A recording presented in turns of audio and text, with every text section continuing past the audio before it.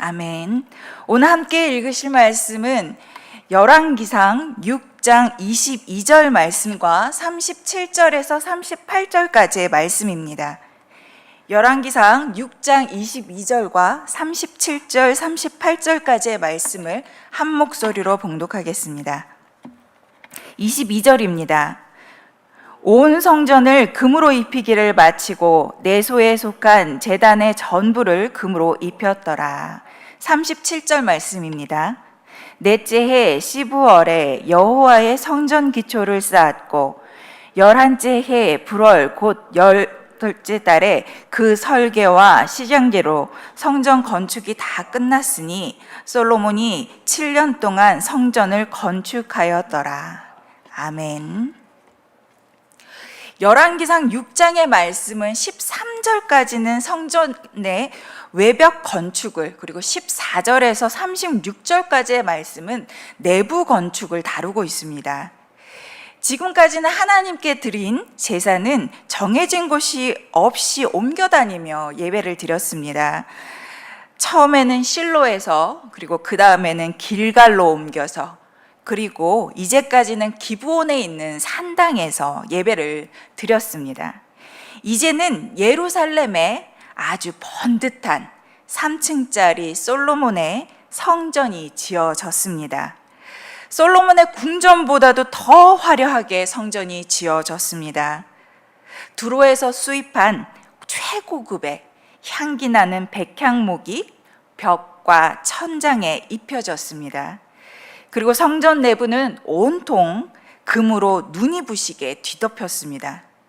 특히 하나님의 거룩한 지성소에 두 날개를 펼치면 양쪽 벽에 맞닿고 건물 높이의 3분의 1을 차지하는 두 그룹이 언약궤를 지키고 있습니다. 어느 것 하나 쉽게 만들지 않았고 무엇 하나 정성을 들이지 않은 것이 없습니다. 모든 것이 최고의 재료였고 모든 것에 지극정성을 다하지 않은 것이 없습니다. 하나님께 드리는 모든 것에는 금을 입혀서 준비했습니다. 성전은 그리 크지 않습니다.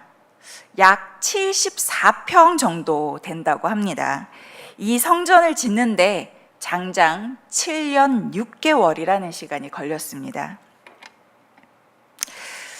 제가 어릴 때 한때 어르신들 사이에서 이게 유행을 했습니다. 자녀들에게 이 선물을 받으면 무병장수한다. 저희 할머니가 항상 이거 갖고 싶다고 노래를 하셨어요. 용이 새겨진 금쌍가락지, 나 이거 사줘. 하도 들어가지고 제가 지금까지 까먹지 않습니다. 그런데 드디어 할머니 손가락에 이것이 끼워졌습니다. 얼마나 좋아하시던지 친구들을 만나시면 자랑을 많이 하셨어요. 그런데 한참을 끼고 다니시다가 몇 년이 지나서 그 다음에는 다른 것이 유행했나 봅니다. 알이 큰 초록색 보석 반지가 유행을 했던지 그걸 가지고 싶어 하셨습니다. 용반지는 녹아서 초록색 보석 반지가 되어서 할머니 손가락에 끼워져 집으로 왔던 기억이 납니다. 하나님이 솔로몬의 그 화려한 성전을 원하셨다면 아마 그 성전은 지금까지 하나님이 유지하고 계셨을 것 같습니다. 그 자리에 그대로 두셨을 것 같습니다. 그리고 지금까지 그 양식을 따라서 이 땅의 모든 교회는 3층짜리 74평에 그 양식을 따라 지어졌을 것 같습니다. 그러나 솔로몬의 성전은 무너지고 나중에는 초라한 스룹바벨의 성전이 지어졌다가 다시 큰 규모의 헤롯 성전이 지어졌습니다. 모두 하나님이 나는 화려한 게 좋아. 아닌데 나는 검소한 게 좋은데? 아니다. 역시 나는 규모가 크고 화려한 게 더 좋네. 이렇게 말씀하셔서 지어진 게 아니라는 겁니다. 성전은 하나님의 열심이 아닌 성전은 사람의 열심으로 지었습니다. 그런데 하나님은 그 열심을 보시고 나쁘다 하지 않으셨습니다. 그저 그들이 하나님께 예배드리기 위해 짓는 그 열심을 보시고 기뻐 박수치며 내가 거할 거처가 생겼어, 화려하니 더 좋다 라고 하시지 않으셨다는 겁니다.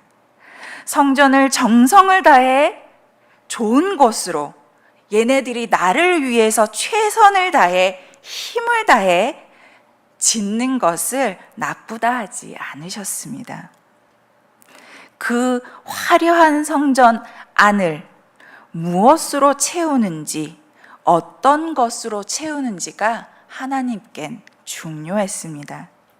멋진 성전을 하나님께 드림으로 이 성전에 오는 모든 이들이 성전을 보고 그 성전에 압도당해서 하나님께 대한 그 경외심이 더 커지고 그 커진 그 마음으로 하나님께 예배를 드리는 것, 얼마나 귀한 일입니까?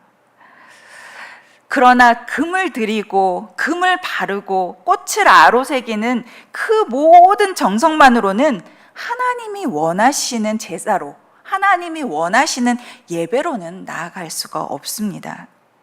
하나님의 영광스러운 임재가 거할 곳이 화려하고 아름다운 것은 너무나 기쁜 일이지만 그 성전에서 하나님께 향기로운 제사를 드리고 돌아가서 이웃들에게 인색하게 굴고 구정물 튀기는 삶을 살아간다면 하나님께 드린 그 성전에서의 제사는 아무런 의미가 없습니다. 화려한 성전이 존재할 이유가 없습니다. 성전에서 드리는 향기로운 제사만큼 향기 나는 삶을 우리가 살 수 있다면, 그런 순종의 삶을 우리가 살 수 있다면 예수님이 우리에게 오실 필요가 없었을 겁니다. 성전에서 드리는 우리의 정성이, 우리가 드리는 은금이 우리의 죄를 용서할 수 있다면 예수님은 오시지 않으셔도 됐겠지요. 그러나 그게 우리를 구원할 수 없기 때문에 성전을 무너뜨리시고 예수님이 이 땅에 오셨습니다. 이제는 우리가 주님의 성전이 되었습니다. 이제는 우리가 주님의 교회가 되었습니다. 성령이 계신 그곳, 우리가 주님의 성전인데 우리는 이 안에 무엇으로 채우고 있습니까? 성령님이 계시는 내 안의 성전은 금으로 둘러싸여 있지는 않더라도 내 고집과 아직도 내가 버리지 못한 욕망과 나로 가득 차 있지는 않습니까? 성령님이 계신 성전인 우리는 우리가 어느 곳을 가든지 그곳이 바로 하나님 나라가 되어야 합니다. 내가 있는 곳에 하나님 나라가 되기 위해서는 나는 오늘 또 나를 부인하는 삶을 살아야 합니다. 오늘 향기로운 예배를 주님께 드림같이 향기로운 삶을 살게 해달라고 구하셔야 합니다. 나를 위해 십자가 지신 예수님을 생각하면 오늘을 살아갈 힘을 달라고, 내가 오늘 또 하나님 나라를 잘 살아내게 해달라고 기도하시는 저와 여러분 되기를 축복합니다. 마음과 함께 기도하겠습니다. 우리의 구원자 되시는 하나님 아버지, 하나님을 알되 바르게 알고 믿는 믿음 주옵소서. 내가 드린 것으로 하나님께 무엇을 받으려는 어리석은 자 되지 않도록 바른 믿음 주옵소서.